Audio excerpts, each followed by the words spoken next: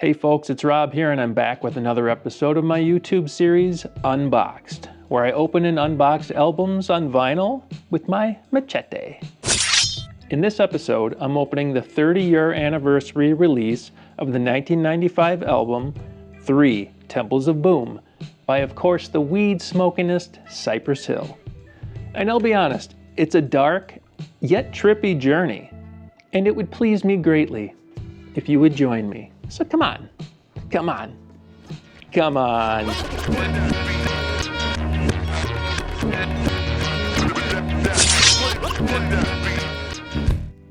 Welcome to Unboxed. Listen, if you like music-related content, getting a bit more in-depth, I cover a lot of genres here. I go from rock to rap to country. Nope, not country. Everything but that. But if you like music and getting a little more detail on things, you'll want to subscribe. Hit the bell for notifications, and leave a comment. I like the feedback. Look, I do this for the shits and gigs of it all, but I hope you at least take away something from this. We're gonna start from the beginning. Let's pretend like you don't know anything about Cypress Hill, okay? So the group formed in 1988 in beautiful and always sunny and never on fire Los Angeles, California.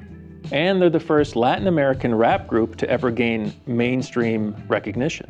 Are you following me? So the group consists of 4 members. You got the 2 rappers, Sendog, Be Real. You got DJ Muggs, the producer. And you got Eric Bobo on percussions, who actually joined the group while they were on tour for their last album, Black Sunday. Previously, he was a touring percussionist for the one and only Beastie Boys.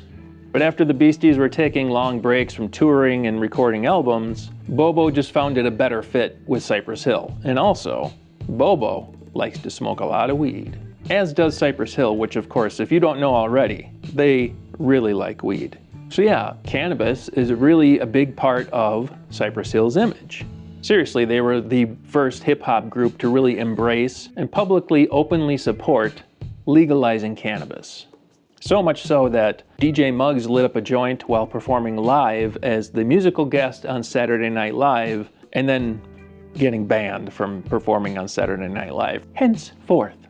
So in the early 90s, the group was really hitting at just the perfect time, right? The West Coast rap scene was on the rise.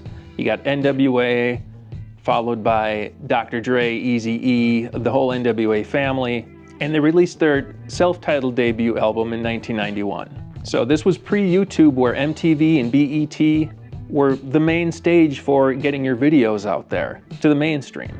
So videos for the songs Hand on the Pump, How I Could Just Kill a Man were pretty big in rotation on like the MTV and BET rap video shows, and added visuals of showing just who Cypress Hill was, this kind of mysterious, with Be Real and his nasally high-pitched voice, and Sendog with his bucket hat. If you know, you know. So their self-titled debut was really a mix of DJ Muggs first kind of discovering and starting this dark, dusty lo-fi production mixed with some P-Funk inspired beats and psychedelic sounds. And the first album netted a 2x platinum status. So obviously they had something working for them, right? Then came their follow-up album in 1993, Black Sunday, which is really when DJ Muggs kind of really honed in on his dark, sinister production. And it also netted the group some commercial success with the song Insane in the Brain, which was huge, giving the group a lot of crossover success and opportunity to play like alternative rock shows and in festivals, really opening up their audience. As a matter of fact, Cypress Hill was really one of the first rap groups to not change their sound and draw a crowd where they could have mosh pits at their show. And an uncommon thing where rap and rock were rubbing elbows.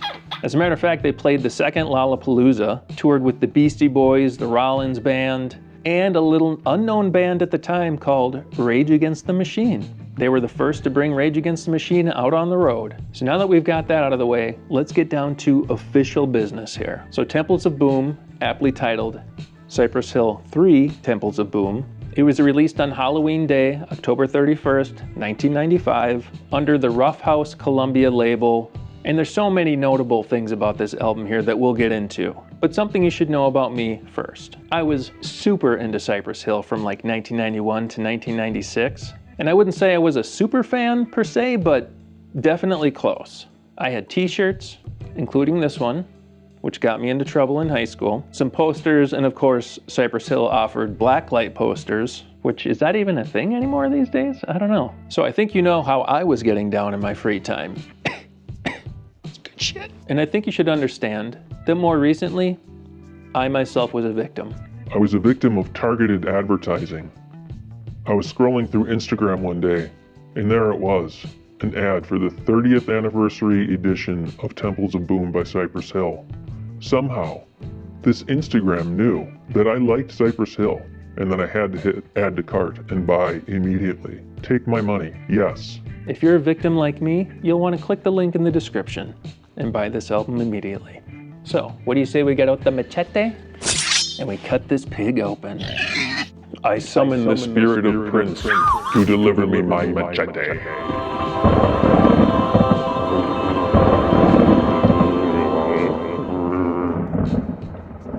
Ah, yes.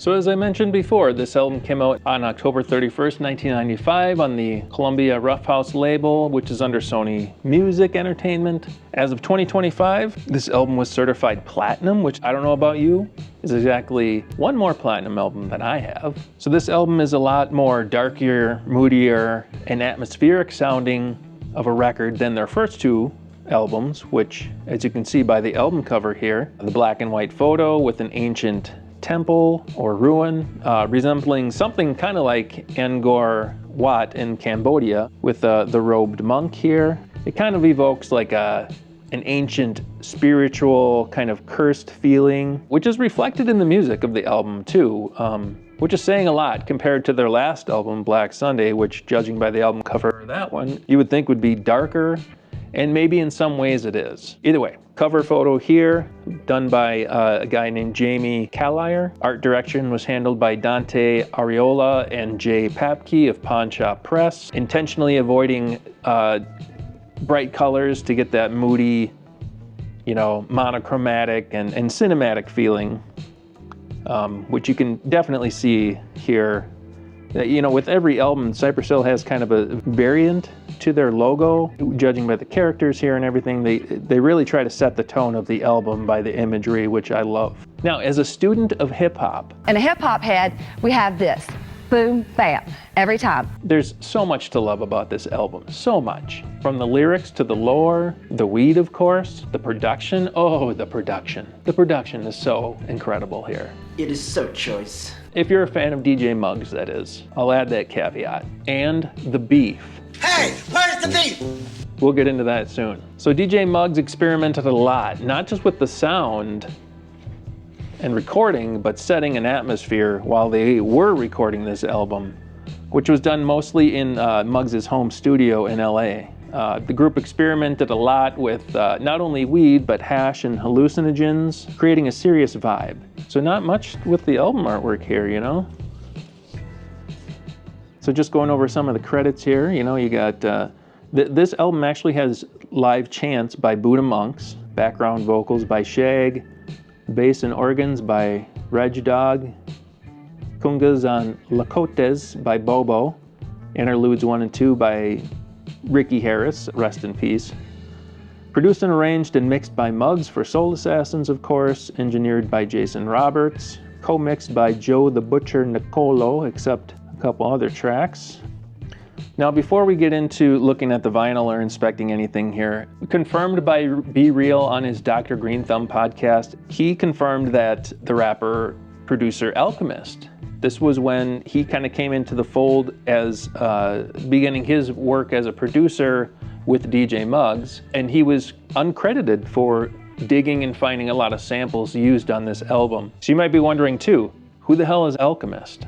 But he's no stranger to DJ Muggs, Cypress Hill, or the entire Soul Assassins crew, because as a teenager, get this, Alchemist was a member of the rap duo The Hooligans, with none other than himself and Scott Conn.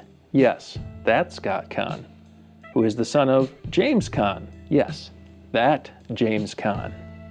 They were signed to Tommy Boy Records via DJ Muggs' Soul Assassins imprint and toured the country with Cypress Hill, House of Pain, and Funk Dubious on their Soul Assassins tour. But unfortunately, their album was never released. I don't really know the details as to why, but they did release a single and a video for a song called Put Your Hands Up. Absolutely worth a watch and a listen. Totally fits the Soul Assassins sound. I believe the track was actually produced by DJ Lethal of House of Pain, if I'm not mistaken, but don't quote me on that. But okay, back on track here. Let's take a look at the vinyl here.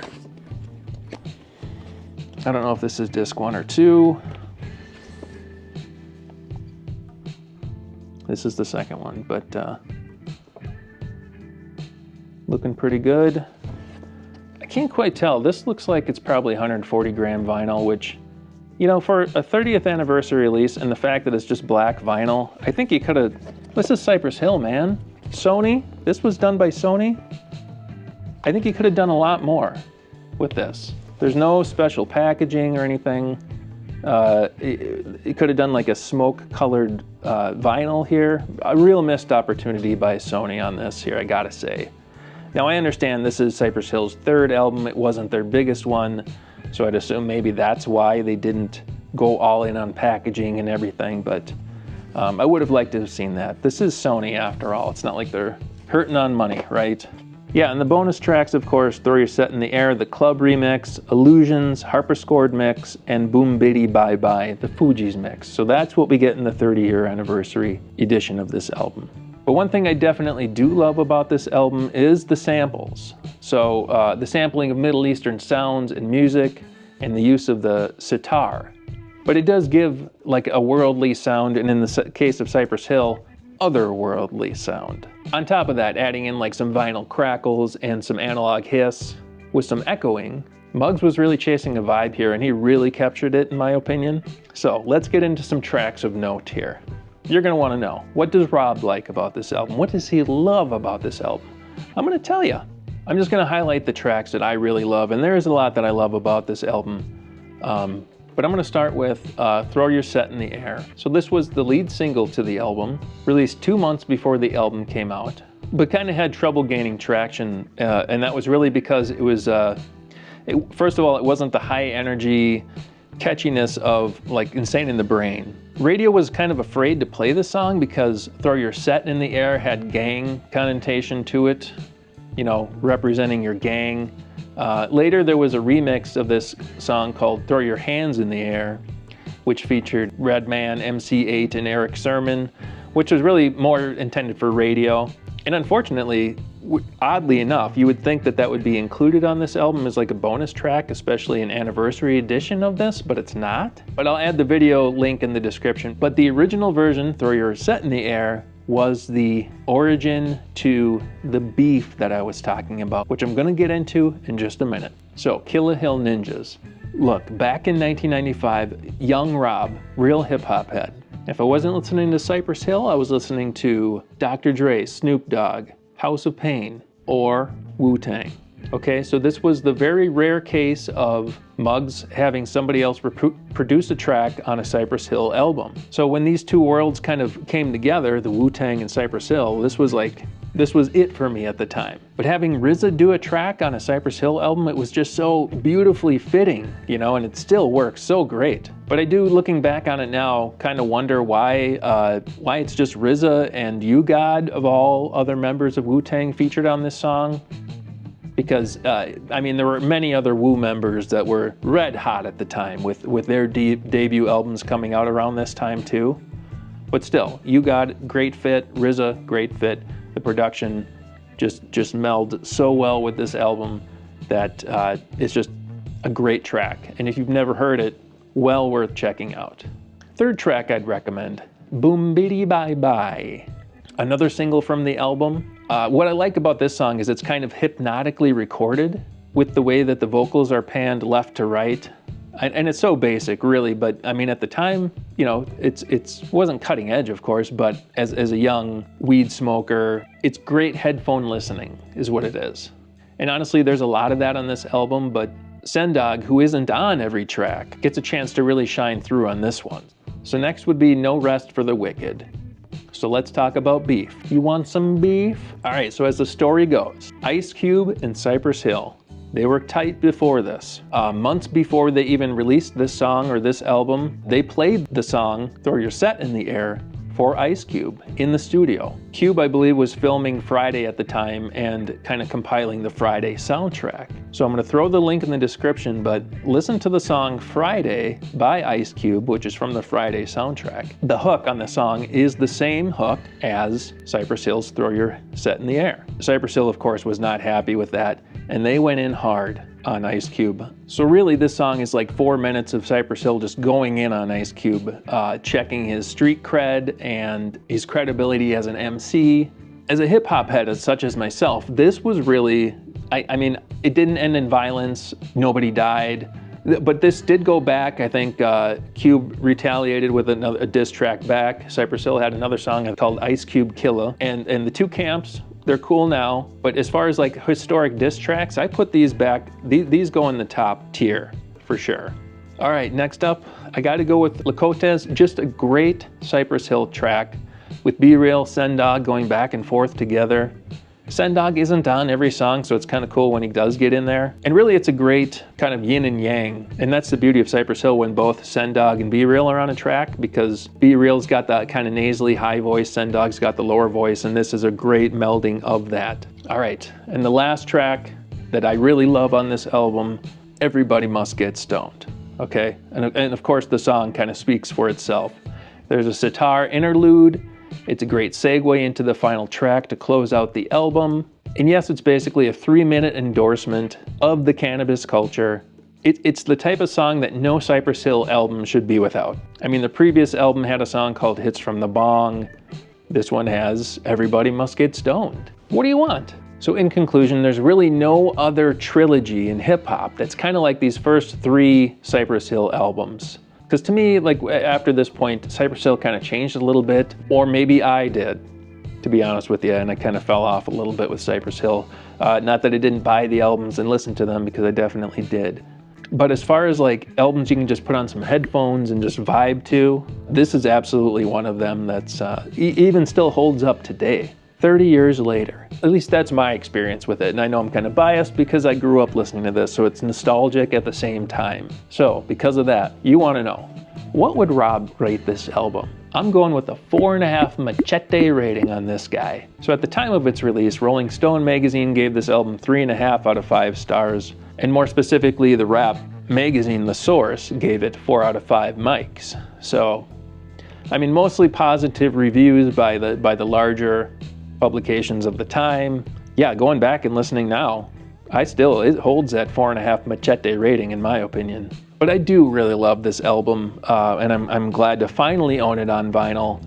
Like I said, I would have liked to seen a little more into the packaging of the 30-year release by Sony. A major party foul on Sony's part. Cheap asses. But hey, thanks for checking out the video. I do appreciate you watching. Please take some time to like, comment, subscribe. If you have any comments, make a comment down below. Again, thanks for watching. I'll see you in the next video.